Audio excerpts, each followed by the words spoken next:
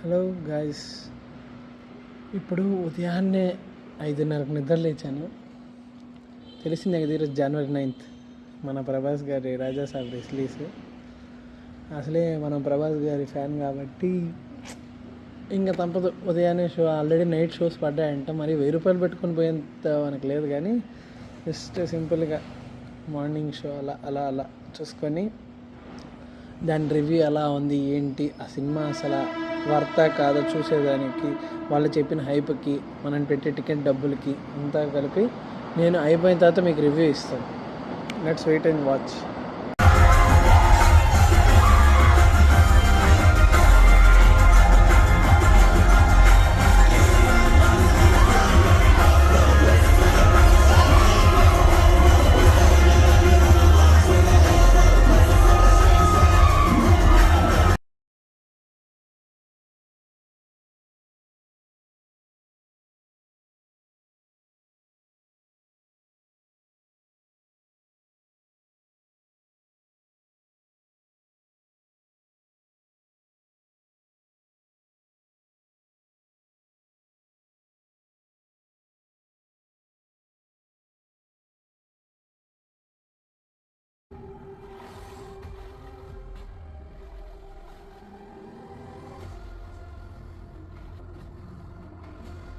నిద్ర లేచి మార్నింగ్ షోకి వెళ్ళి అది పనిగా నిద్ర చెడగొట్టుకొని రావడం అంటే ఇది.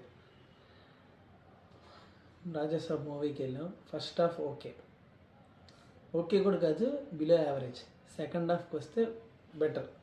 అంటే కొంచెంలో కొంచెం ఒక 15 నుంచి 30 మినిట్స్ దాకా బాగుంటుంది.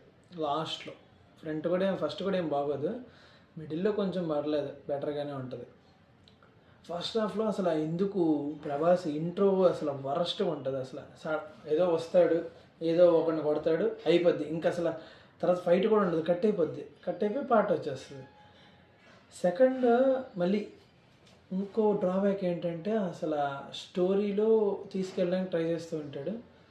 ఓకే, ఏదో స్టోరీ చూపిస్తున్నాడులే, లాగ్ అయినా పర్లేదు అనుకోవచ్చు. మనకి ఇంటర్వెల్ బ్యాంగ్ వస్తుంది.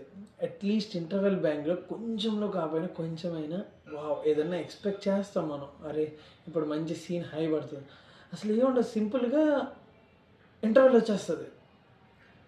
ఎందుకు వచ్చింది దాన్ని హైప్ ఏది? అసలు తమన్ చెప్తాడనమాట ఒక దగ్గర, మీకు ఇంటర్వెల్లు, ఎంట్రీ, క్లైమాక్స్ 3 షాట్లు అసలు మీకు మైండ్ పోతుంది. నిజంగానే పోయింది, సీరియస్లీ మైండ్. ఎందుకు వచ్చింది సడన్గా, ఎందుకు వచ్చింది అసలు? ఇక్కడ ఇంటర్వెల్ పడుతుందా? ఇదేమి ఇంటర్వెల్ రా అనిపించింది.